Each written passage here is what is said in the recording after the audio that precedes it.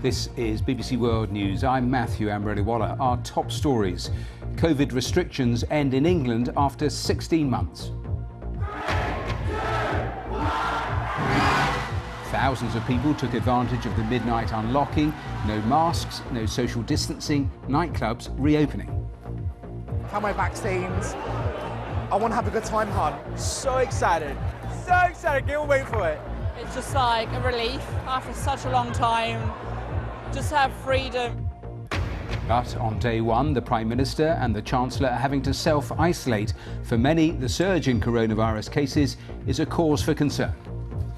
10% just over of intensive care beds in England are occupied by people who have got COVID. So there's been a significant increase in pressure on intensive care services. We'll take you live to the Prime Minister's press conference. He'll be joining remotely because he's isolating. The United States, the European Union and Britain say a huge cyber attack that targeted Microsoft Exchange servers earlier this year came from China. And German police say there could be more bodies in places they haven't reached or where the water hasn't receded after last week's devastating floods.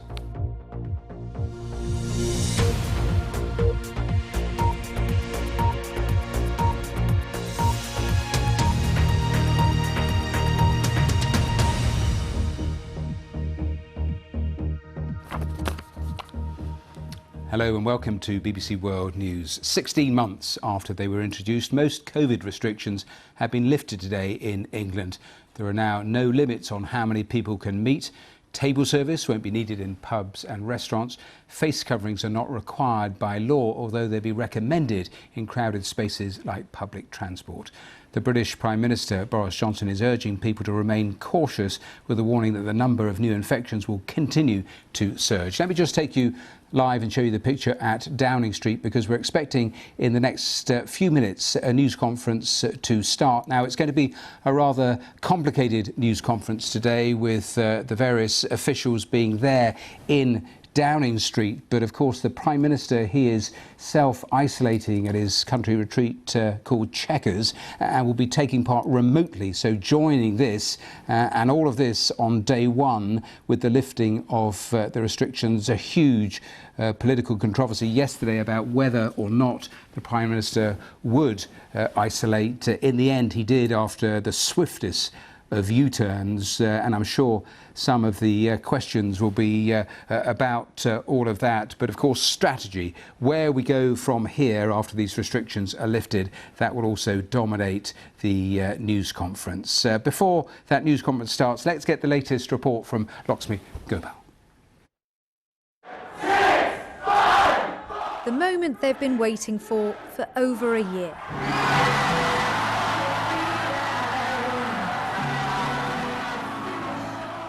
The final stage of unlocking in England, with social distancing rules dropped. 1,000 people packed into this club in central London. No testing, contact tracing details or jabs required, with many more lining up outside. They've waited 16 months. What's a little longer? There's so many people here, and we're just so pumped to get in there. It's been a year and a half, and now we're all just ready to start. I've had my vaccines. I want to have a good time, hon. So excited. So excited. Can't wait for it. It's just like a relief after such a long time. Just have freedom. Nightclubs are one of the few businesses that have had to stay closed throughout the whole pandemic, among the last to reopen. And this is what many have waited so long for, and what the nightlife industry has so desperately needed. Some feel the sector has been sidelined. The last year has been hell on earth. I mean, it's been very, very difficult. If you look at what happened last week with the football compared with what's happening tonight, and you think, why were we treated differently? All we're doing is taking the screens out, putting them into storage. It's more sedate, but no less celebratory at this pub in West London, where they're preparing. Well, sorry to leave that piece, but straight back to that Downing Street press conference. It's just getting underway. Okay. Good afternoon, everybody. Thank you very much for joining Sir Patrick and Jonathan Van Tam in London, and me here in isolation in Buckinghamshire. Today, we've reached the fourth step on our roadmap.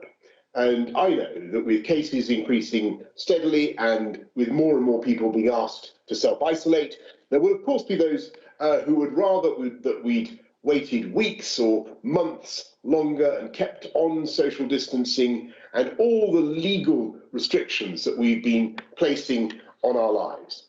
And so I want to remind you all why I believe that it's right to take this step now, no matter how difficult it seems. And the logic remains the same. That if we don't open up now, then we face a risk of even tougher conditions in the colder months, when the virus has a natural advantage, and we lose that firebreak of the school holidays. And there comes a point after so many have been vaccinated, when further restrictions no longer prevent hospitalizations and deaths, but simply delay the inevitable. And so we have to ask ourselves the question, if not now, when?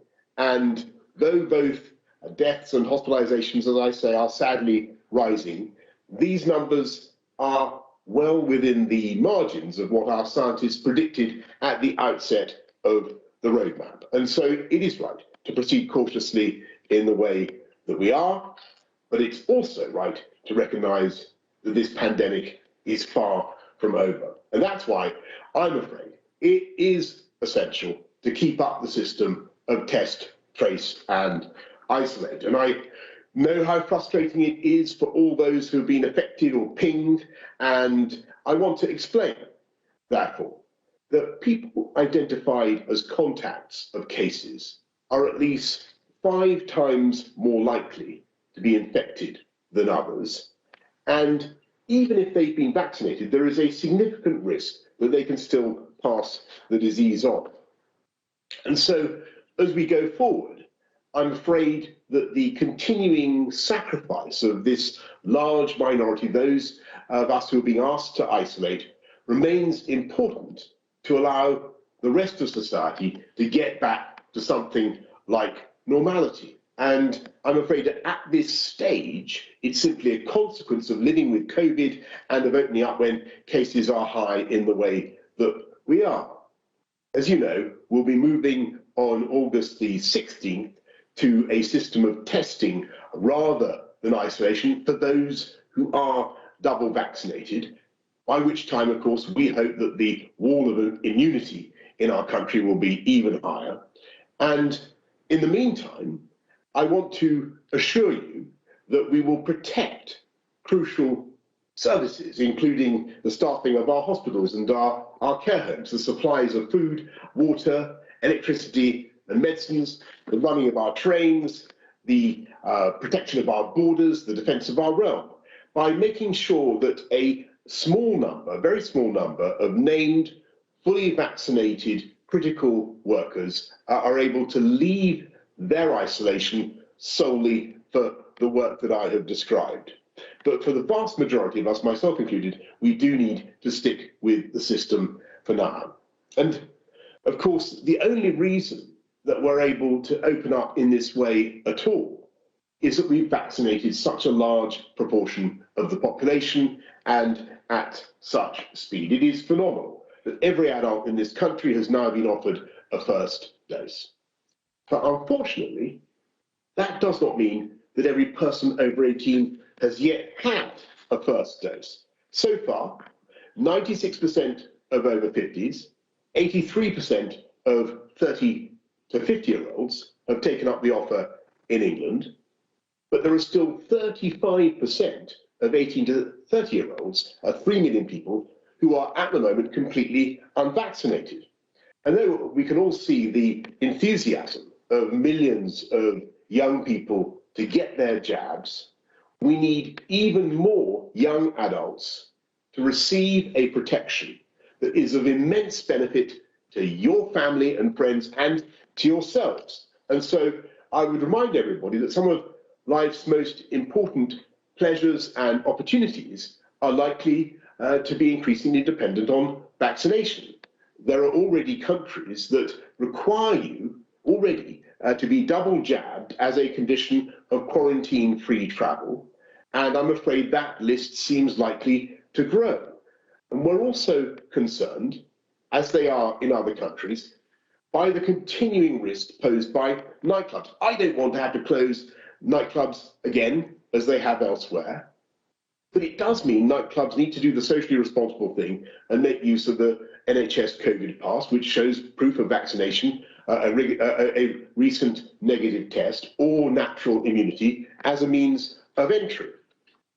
As we said last week, we do reserve the right to mandate certification at any point if it's necessary to reduce transmission. And I should serve notice now that by the end of September, when all over 18s will have had their chance to be double jabbed, we're planning to make full vaccination the condition of entry to nightclubs and other venues where large crowds gather.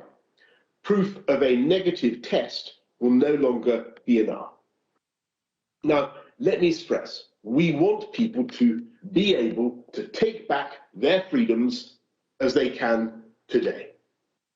We want this country to be able to enjoy the fruits of our massive efforts and of our enormous vaccination campaign.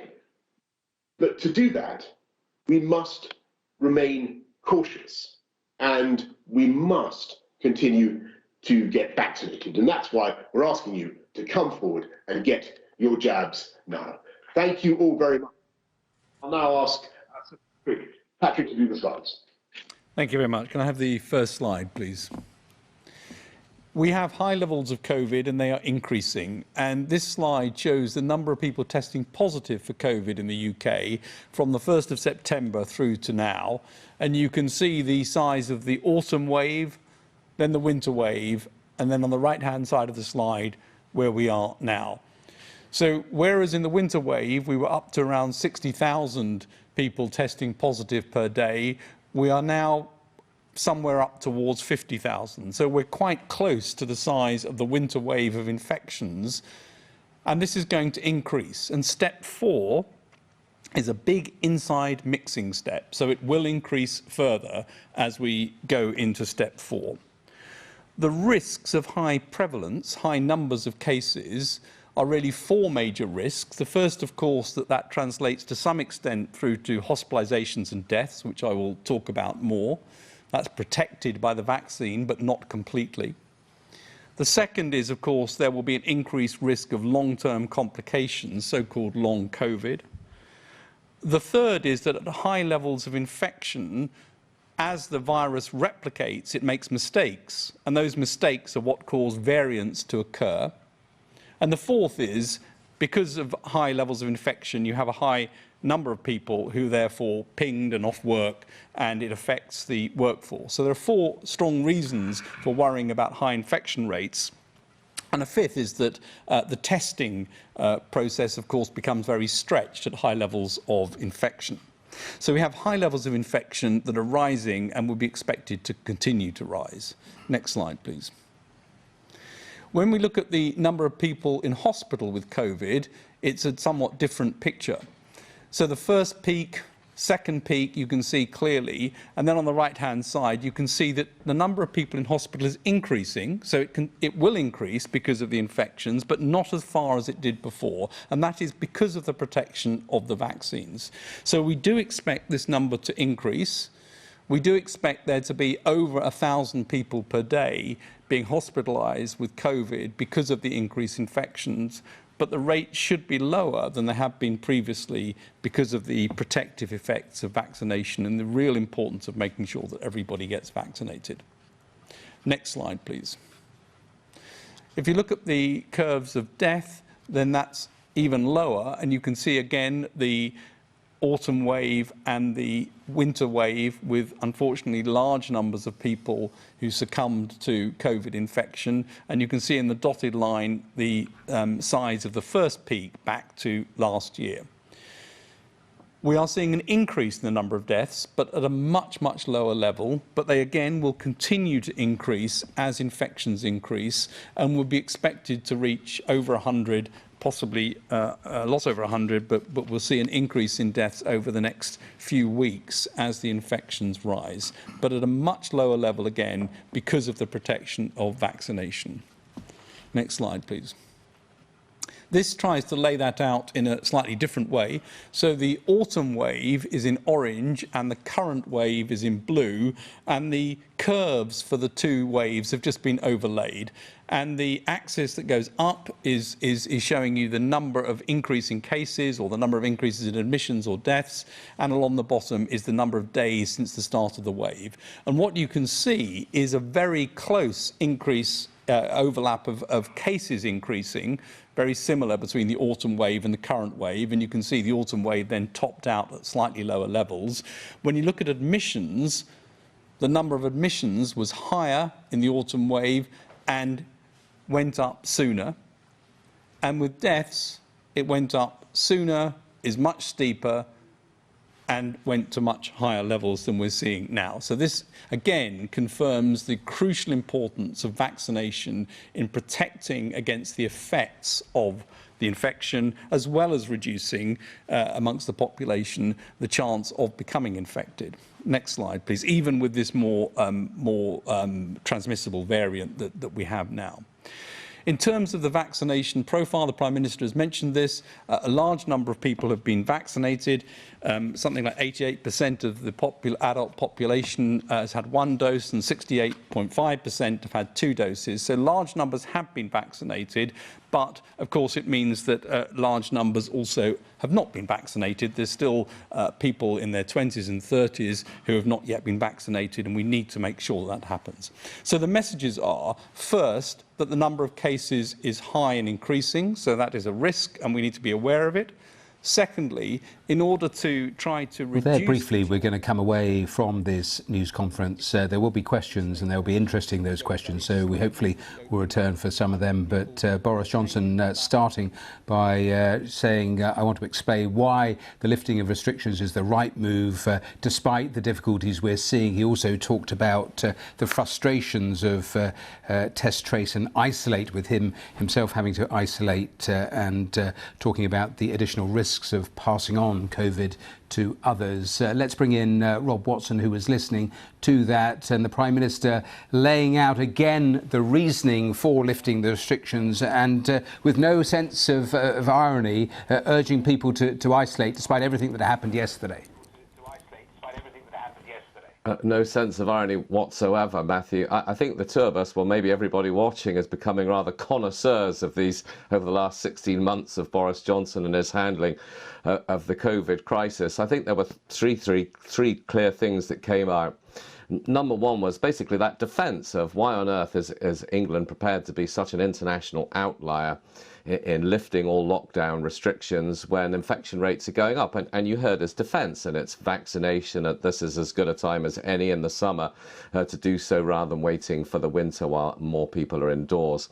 The second one, and that's very specific to this country, is this idea of, we now know that over 500,000 people, Matthew, have been pinged, as it were, by the app belonging to the country's National Health Service, telling them to self-isolate. He was urging people to carry on doing that, inconvenient, of course, as it is for many businesses. And then I picked out that third thing, which was a warning to Britain's young people that, look, you know, by the end of the summer, you better have double jabs, otherwise it's going to be hard to get into a nightclub. And to return to your point, the irony, I mean, of course, Sunday was a disastrous day, really, for the Prime Minister politically, not typical of him. Normally he's quite good at reading the situation, but he had briefly was going to excuse himself from the sort of self-isolation that 500,000 odd people are having to do, but quickly realised that would look terrible. It would look as though it was one rule for the politicians and one rule for the rest of us, and so made a screeching U-turn.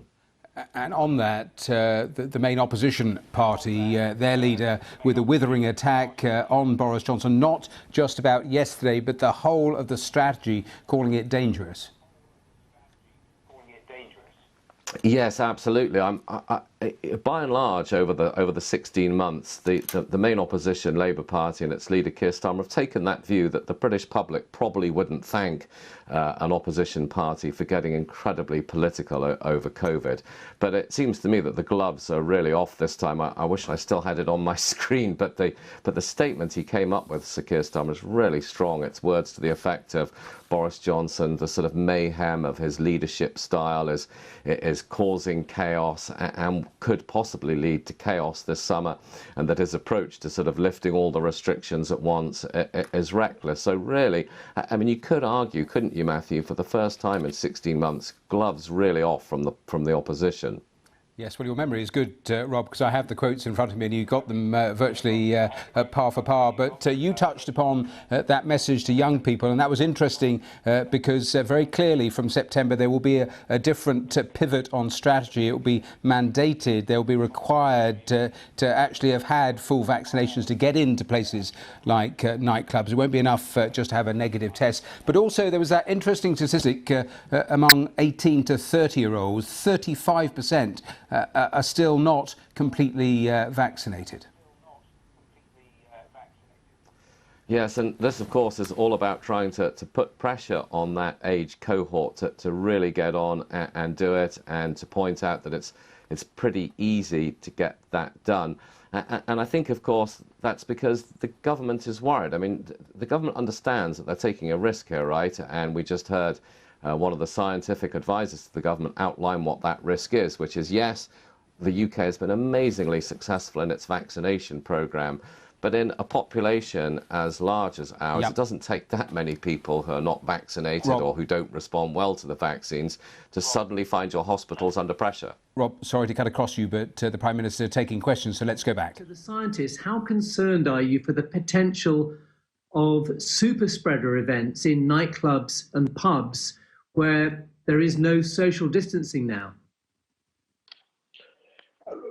Fergus, I want to make one thing absolutely clear. Young people have been heroic throughout this pandemic, and they've made enormous sacrifices in their lives, very largely to protect the vulnerable, to protect the older generation, to protect the NHS. They faced huge restrictions on their liberties, and I've got boundless admiration for what they've done, the character that they have shown.